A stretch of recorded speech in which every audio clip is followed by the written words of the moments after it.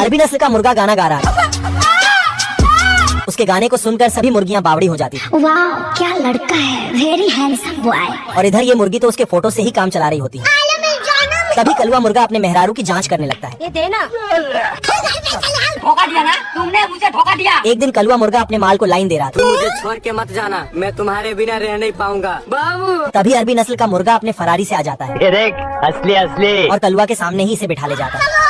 फिर आधी रात को बार में ये दोनों महुआ पीकर मजे मार रहे होते हैं। अच्छा। तभी साला ये दूसरी छमिया को देखकर रंडवा जाता है और इस मुर्गी को लात मारकर बाहर फेंक देता है। बेकार है भैया, मैं तो टूट गया। कलुआ को धोखा देकर मुर्गी पछता रही। मरी जाऊंगा भगवान। तभी कलुआ को मुर्गी वापस मिल जाती है। बाबू फिर ये दोनों खुशी खुशी रहने लगते हैं। तभी इसका एक बच्चा गाना गाने की कोशिश करता है।